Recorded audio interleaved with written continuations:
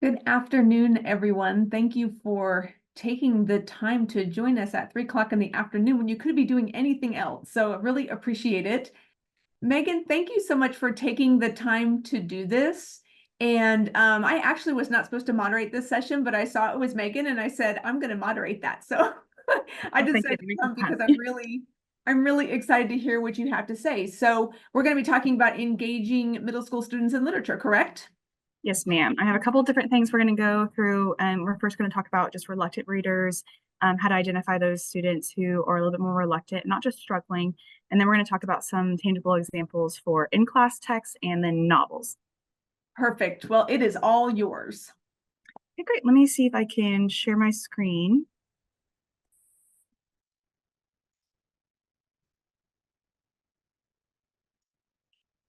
Okay, can everyone see my slideshow? Hopefully, if it looks. One thing, as I am in a 100-year-old building, currently, that's where I'm teaching, is a building that's over 100 years old. So sometimes the internet's a little bit slow with that. We'll go ahead and get started. Today, our topic is going to be over engaging students in literature. And my heart is in this because of truly my content literature class that Dr. Craig taught at Missouri Southern. I took Content Literacy 1 and Content Literacy 2, and I have to say, out of all of my teacher preparedness classes, those are the classes that I call on the most whenever I'm teaching, and I use tangible things from Dr. Craig's class. So thank you, Dr. Craig, for having me be a part of this, because I think you really started my love for it. Here's just a little bit about me. I'm Megan Carter. I'm a middle school literacy teacher at Old High Middle School in Bentonville. I taught in Missouri before I taught in Arkansas. I taught high school level history, and then I moved on to high school level English, and now I teach middle level literacy. I really do like to incorporate reading into whatever subject I am teaching, even if I am teaching social studies. Incorporating reading and getting that content to be driven by the love of reading is very important to me. So before we get started, I want to reflect a question that's actually posed by a woman named Donalyn Miller, and I'm going to be referencing her in a book that she wrote called The Book Whisperer several times throughout this presentation. But first, I want to have a moment of reflection for you, and you can type this in the chat box if you'd like to, but I'd like to hear from you. What kind of reader are you? Are you a natural reader? Is it something that comes naturally to you? Is it something that you've always loved? Were you the kind of reader in school that needed to be pushed a little bit? But I'd like to hear from everyone. So what kind of reader are you? And maybe Miss Dr. Craig, maybe you can read out.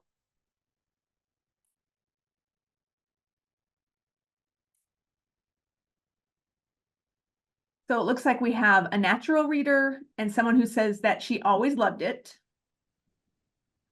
I have to say, Another always loved it. I've always loved reading too. It's always been something that's come naturally to me. And so I think as teachers, that's where we have a disconnect with our students, is that we are naturally gifted readers, or we've always loved it naturally. And because of that, our students sometimes see us being a little bit too excited, and that sometimes makes them a little bit nervous. Or I've had students tell me before, I wish I loved reading as much as you did.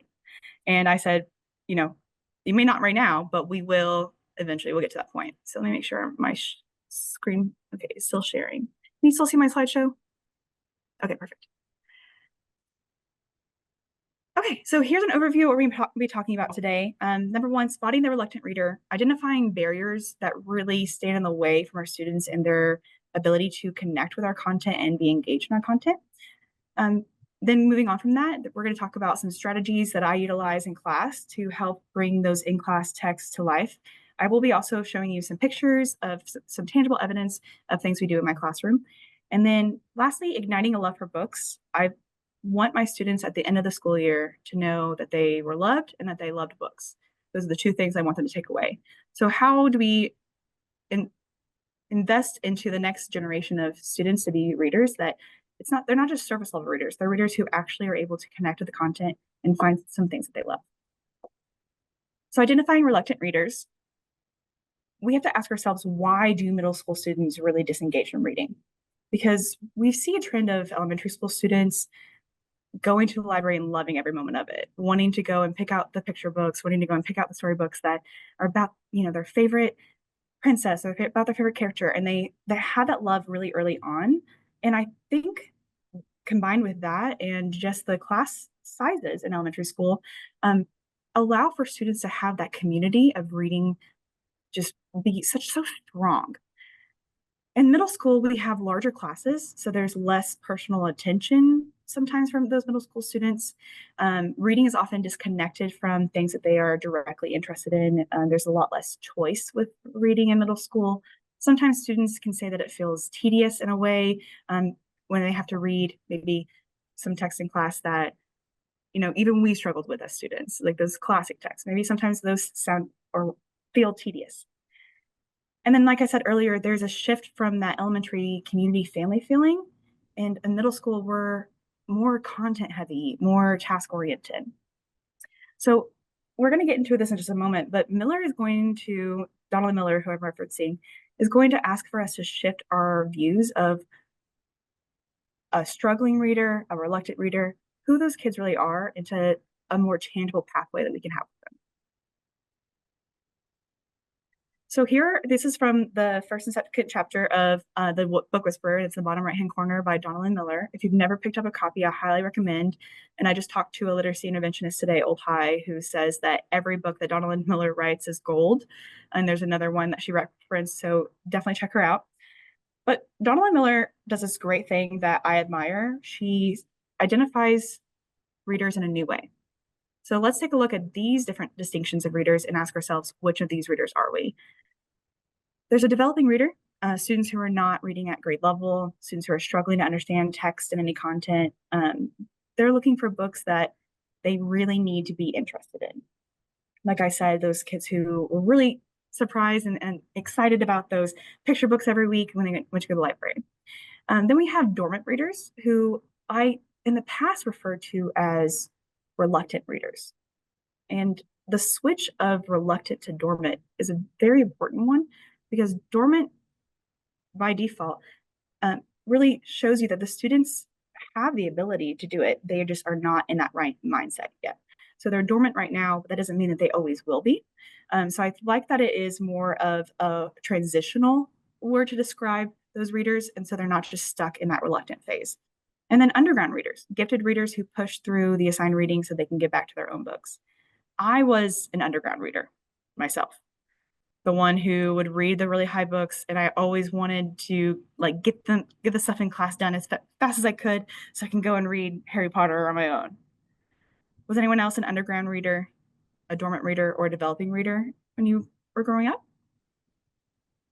Which one of those do you feel like you most align to?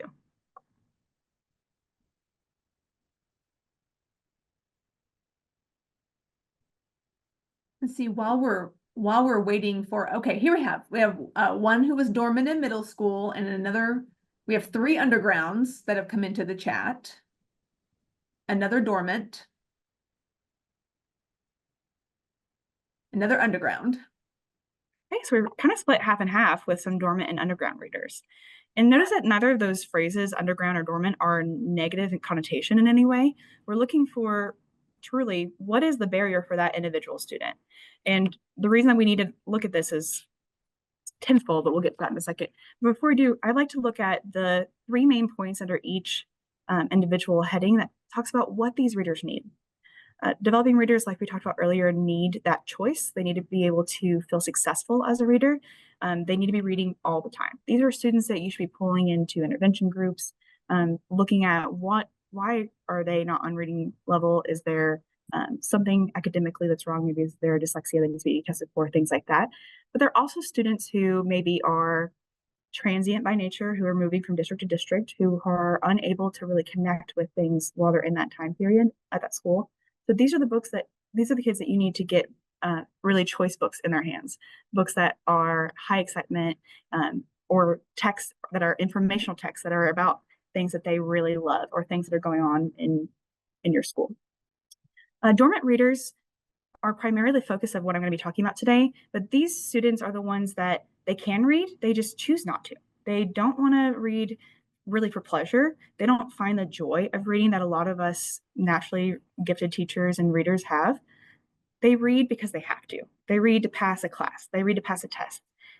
What these students need is they need freedom. They need to see that there is joy in reading, so allowing them to be free in their choice selections. They need plenty of time to actually read independently. We harp and talk about reading all the time, but do we actually include reading time in our classes? And then for underground readers, for a lot of us that we connect to, we need to be told that our reading choices are valid. That if I'm reading Harry Potter outside of class and it's a higher level text maybe than what everyone else in my class is reading, I need to be validated that I'm doing a great job, that I am, reading complex text, that I'm pushing myself. They need to be given opportunities to talk about the book, and they also need to be encouraged and validated. Why do we make those distinctions? To primarily form our intervention, because each of these students that belong in these 3 distinct groups need a different type of intervention to support their reading success or access. Developing readers need a much different type of intervention than my underground readers. For my developing readers, I might be working on more choice text, informational text in class, and also in small groups. For my underground readers, I have 2 groups that I have defined as underground readers right now, and they are helping me craft book clubs, create objectives for class, and things like that. Here's some statistics that just talk about and support the idea that reading is important. So we have seen a trend since COVID. I know you guys have seen it. We've seen a trend of reading levels going down over the year. The average reading level in the United States for the average adult is about a 6th grade reading level and is getting lower each year. So why is that? 54% of students read less than 15 minutes per day, collectively in school, at home. And that adds up. This only 15 minutes per day really is one of the first barriers to why their reading level is low, or why they are more dormant in reading. If you are not comfortable with reading, you don't have much practice, you're not going to want to do it as much. And then 82% of 6th graders who failed an English class did not go on to graduate from high school. So why is it important? And I just noticed a typo on that page. Why is it important that the 6th graders who failed an English class don't graduate high school? Well, 6th grade is halfway through their educational journey. And we as middle school teachers or junior high teachers are at that really important stage in their education career where we can identify what are their individual barriers and swing around and fix them. And 35% more minutes, these are where our statistics start to get pretty good, pretty positive.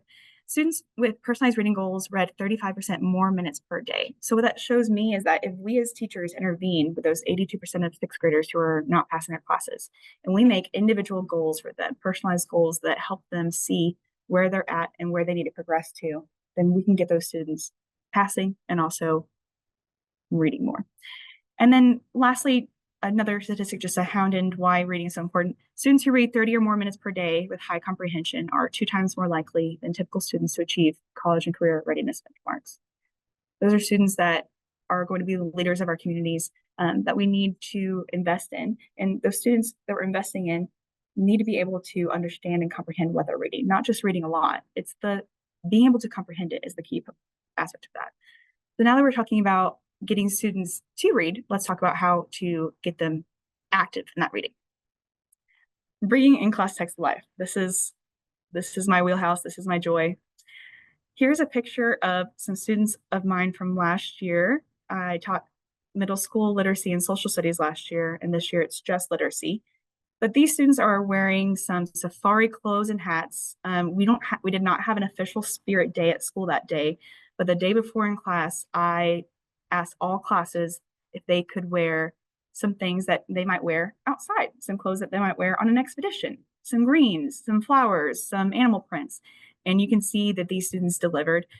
Whenever you can get your entire class excited about something before you even read it, I think you've already locked them in.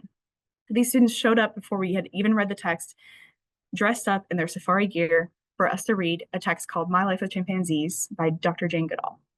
Dr. Jane Goodall is a researcher and biologist who spent several years in Africa, just researching different chimpanzees' behaviors and different things like that. And we read for 3 weeks a piece by her for 6th graders. 3-week reading is a long time, and it is a lot.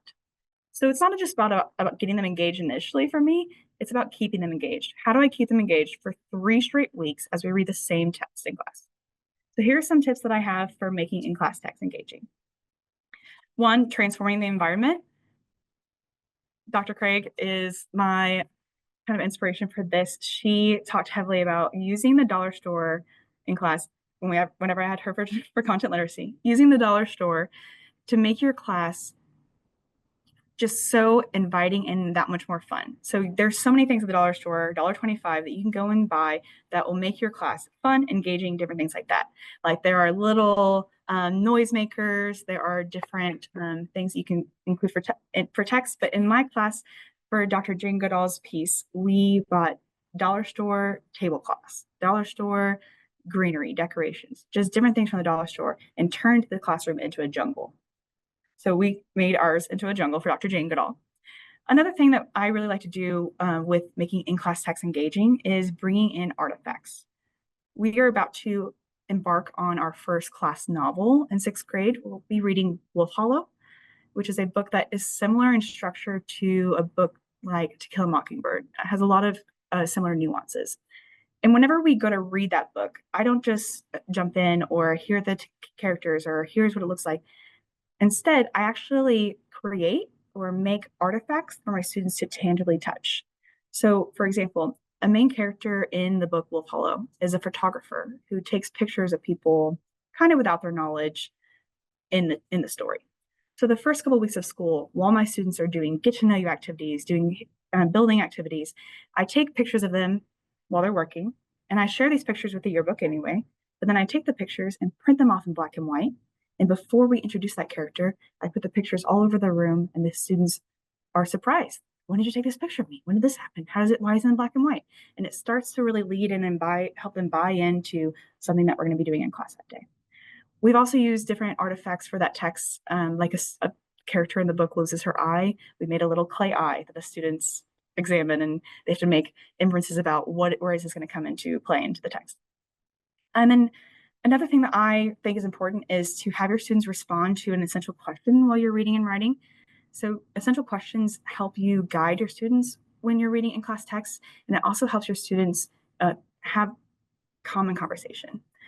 So here's some examples of the My Life with Chimpanzees decorations in action. There I am dressed up as Jane Goodall, complete with a monkey around my neck, because of course. And then here are some of my students dressed up as well. You can see just the Dollar Tree tablecloths that add just that much more to the classroom that makes the kids excited. Continuing with just some examples of things you can do. Interactive text annotations, something that I like to incorporate into my class. Sticky notes are a great way to do this. Colorful, they're bright, and they're easy to pass out. We take little sticky note questions or different notes about whatever we need to in class that day. Based off of a test that my students took last week, I noticed that they were struggling on a standard that was over central idea. So this week in class, the students are focusing on central ideas of text. Okay, doesn't sound fun. Writing down a central idea of a text. If I were a 6th grader, I'd be like, okay, just tell me what I need to do. But instead of just having the students write down a central idea, we turn it into a central idea battle where the students wrote their central idea on a sticky note, and then they battled with other students in the class to determine which central idea was the strongest. We even ended up voting as a class, and it was this huge thing. And every time a student lost in the battle, they had to get behind the student that won. And we had chains of students just weaving in and out throughout the class, wanting to go and debate others about why their central idea was the best. I've never seen a student so excited to tell another student their idea about a central idea. We also like to incorporate collaborative challenges. I would move away more from individual challenges because students really truly need to feel that community feeling as part of their love for reading to help that love grow. Because if they feel like they're on their own, they are going to flounder and struggle. And then for creative responses, we try to incorporate more ways for students to just respond to reading. That's not just, here's a worksheet that I need to, put my answer on. So having the students make posters. So here's my next slide that I just flipped to. Having the students make posters to answer those questions, answer those essential questions, to find text evidence. And then this is a picture with the sticky notes of one of our winners of Central Idea Battle. So you're going to see the joy on their faces, how every single kid is involved and interacting. Is it chaos? Absolutely. But every single student is out of their seat. Every single student has a central idea written in their hand, ready to go, because that is something that they get excited about. Okay, and then I'm going to move on to the third portion of my training, which is igniting a love for reading and inspiring lifelong learners through novels.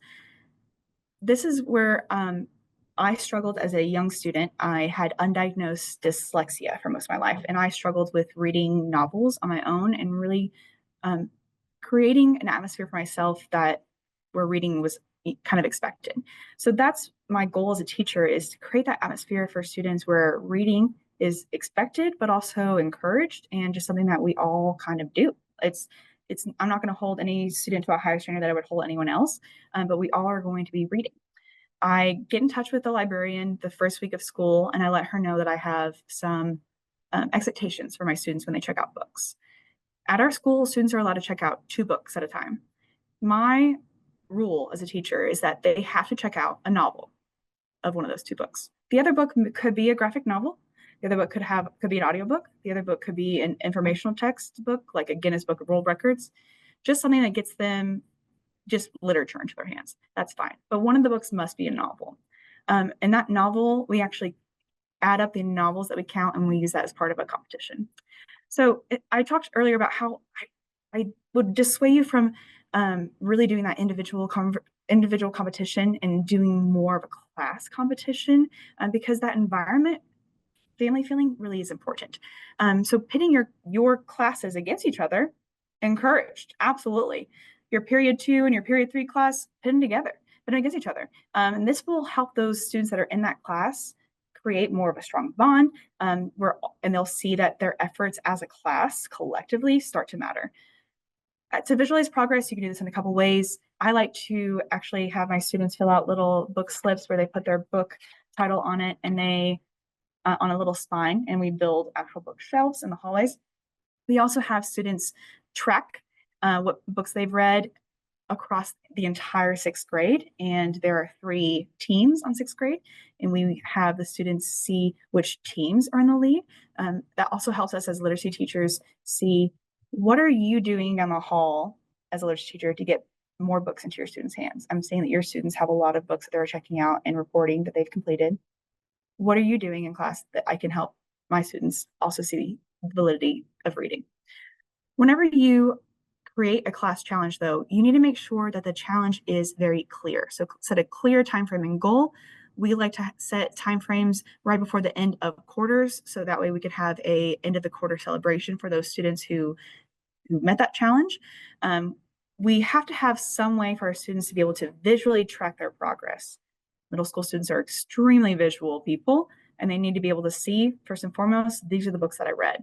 So having a tracking form for us has been the way that we help our students see it the most. Also, having a spot in their students' notebooks where they write down their books is another important thing. Celebrating milestone celebration is huge for students who are not big readers. If they are coming to you and they're saying, I read a book this weekend, and that's not something that is new for other kids in your class, but for that kid, that's huge. Celebrate that moment with them, help them feel so validated, because when they start to see that they're getting recognized for those, they'll start to partake more. And then finally, some kind of reward. The reward doesn't have to be a monetary, it doesn't require you to use your money to go buy something, but what are some things that as a team that they can all really benefit from that could be a good reward? And utilizing that as a motivating factor is important. Empowering student through choice is another thing that I like to talk about. This is a picture of my classroom library currently. I actually take books in and out throughout the school year. So these are not all the books I have. These are just the books that are out on display right now. They are color coded. So the students their eyes are instantly drawn to the books. And that really does get a lot of students over there, just touching the books. I also leave out some books out on top of the shelf as like, here are the books of the moment. Here are the books that I recommend. Here are some books that your fellow students recommend, or books that are just really engaging, books that you know are going to be turned into movies later this year, books that you know are being turned into TV shows, like the book The Wild Robot. I have students in a line to get that book because there's a movie coming out later this year, and they want to make sure they read the book before they get there. And I think it's incredible. But having all these books just available to them decreases the barrier. They don't have to leave my room to go down to the library, which is quite a ways away in the school. And I didn't get these books paying full price at Barnes Noble. I got these books through library sales, Goodwill, Samaritan shops. There's a thrift store, Neo Show, Faithful Friends. You can get a bag full of books for $1, things like that. I would just go thrifting to find these books. And you have to check with your librarian to see if you're at all concerned, is this book an appropriate grade level? Check with your librarian and make sure that it is an appropriate level for your students' Lexile, and also just appropriate for your schools in your district's policies. Okay, and we're closing out. We're almost done. I just want to talk very shortly about literature circles. Literature circles, obviously we're used to these literature circles as students, but having a new way of literature circles is going to help keep your students engaged as well. So for the third week of My Life with Chimpanzees, the text we read by Dr. Jane Goodall, we had our students formulate literature circles, not just a huge class one, a Socratic circle, but smaller ones too. And in these circles, your students do really well with roles. Roles help your students keep a guide of what they're going to be doing, an outline of their tasks, and just a structure to the overall meeting. But literature circles can be done in a lot of different ways. My favorite way to do literature circles, I stole from Dr. Craig. Whenever I was in college, she taught me this incredible thing that just required one ball of cheap yarn. And I have used that every single year, my entire career teaching.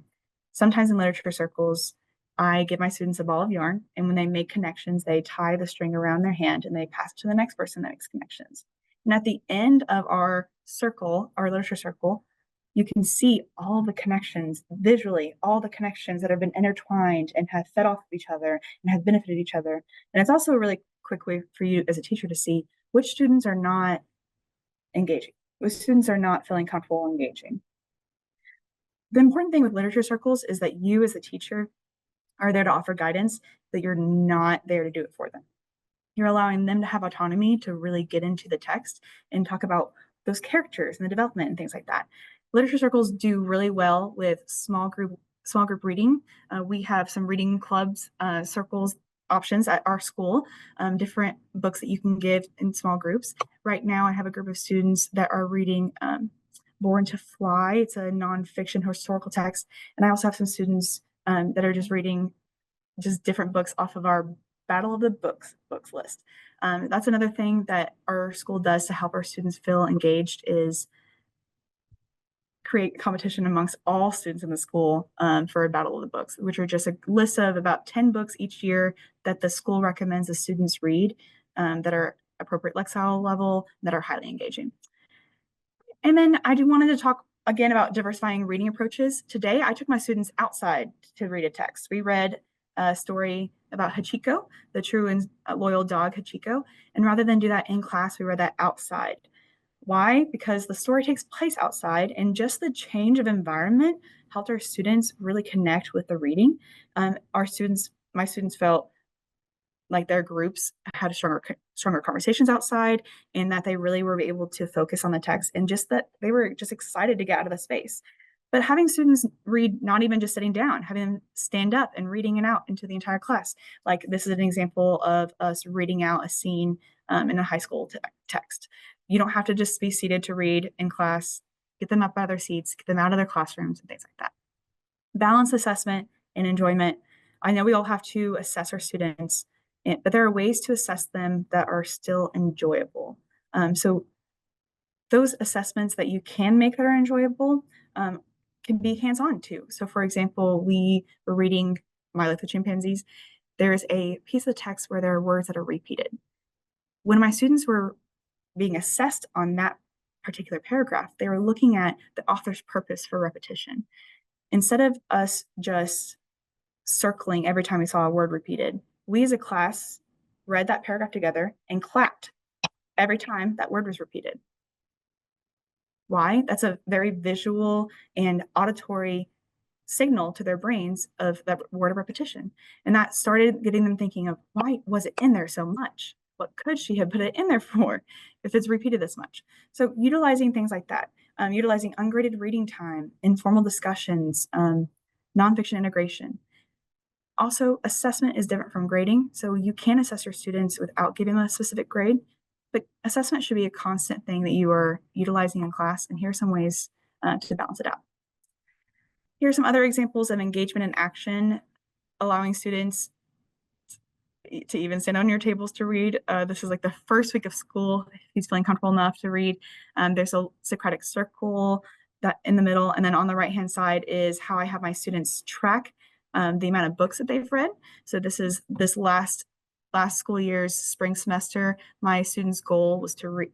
Their individual goals were to read at least 6 books from March 20th until the end of May, as 6th graders, to read 6 full books. And as you can see, all the little Marios on the right-hand side, all these Marios made it.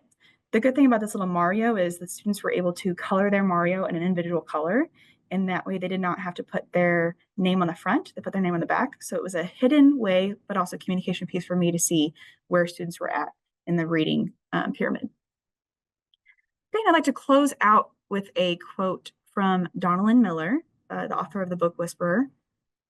She says, "We have to build a community that embraces every student and provides acceptance and encouragement no matter where students are on the reading curve." And I'd like to just sit in that for a second because that says everything. The community that we build for students, the community of learning that we create, will encourage our students to become better readers and stronger readers. We are the community we started. So when our students walk in, accepting your students where they are, wherever they are in the reading category, if they're a dormant reader, if they're, whatever they are, if they're struggling, accepting them, embracing them, and building a community that has a love of reading is extremely important. Okay, and that's all I got to say. Thank you so much for listening through everything. I'd like to, at this time, take questions if there are any. Okay, and I'll watch the chat, Megan, to see if anything drops in. I have a question though while we're waiting, if you're good to address it. So I work with college students primarily, and so I ask them every semester about their preferred way to utilize text or to read text. And I keep thinking that I'm going to see more people interested in audiobooks, but that isn't happening. A lot of folks are still telling me that they very much want a book in hand. And I wonder, what are you, or maybe some of the other folks in the presentation, what are you seeing? Is it just my students that aren't embracing the audiobooks, or? With my students, we actually talk about audiobooks in the beginning of the class, and I help them set up an account with either Sora app, SORA, Sora app, or Libby. Those are free apps that they can join in our district. They can join with their district login, their Gmail login. And those are services that utilize libraries all over the country, and you can use them as an adult with local libraries as well, and college libraries. With having access to those and just introducing to those helps the students feel a bit more comfortable with audiobooks. Audiobooks are not an expectation in middle school. The students in our school actually have to get a parent's permission before they're allowed to listen to audiobooks. But for me as a teacher, I tell my students that audiobooks count for me, that I am enriched by audiobooks. Audiobooks as a struggling reader, whenever I was younger, I struggled. Audiobooks helped me with vocabulary acquisition. They helped me, being able to connect with different characters and the nuances of feelings and things like that. So I think whenever I sell audiobooks as this is how it benefited me, the students start to utilize them more. I think also a lot of students see audiobooks as a thing that their parents listen to. I'll have students in class say, "Well, my mom listens to audiobooks." And I say, "Well, if you listen to, that counts. That counts for you." I also model for them my own reading. So I'm on a personal reading challenge to read 100 books this year from January to December. And I'm currently on book number 87. And that doesn't mean I've touched 87 books this year. That means that I have been exposed to 87 books. Either I've rented them out or I've checked them out of a library, or I'm listening to them. Right now I'm listening to 2 different books, and I do it while I do my chores, while I'm, driving. And that's what I tell the kids too. Do it while you do your chores. Everyone has chores. Read a book. For sure. Thank you. So, Megan, I don't see any additional questions in the chat. So I think unless you have something else, we can wrap it up. I just wanted to say thank you again, Dr. Craig, for thinking of me, and thank you for inviting me to this opportunity. And everyone, meant to leave you my email. I'll write it in the chat. If you have any questions, or if you want to connect about, there's a text coming up in your class that you are kind of apprehensive about teaching, or you just need a couple extra ideas, or just someone to bounce some ideas off of, feel free to send me an email. I'll put it in the chat for you right now. And I would love to hear from you. And just if you have any feedback for me today, I welcome any feedback at all. Hey, thank you so much for taking the time to do this, and thanks to the rest of the participants for joining us today. We really appreciate it. So it's good to see you, everybody. Thank you. Take care.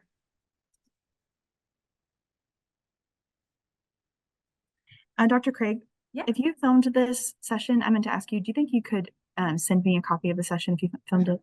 Okay, Yeah, I think that our URM is going to, make sure it's all spiffy and cleaned up. As soon as I get it, I'll send it to you. Perfect. Thank you so much. Yay, thank you so much for doing this. Thank you, Dr. Craig. Bye-bye. Have a good one.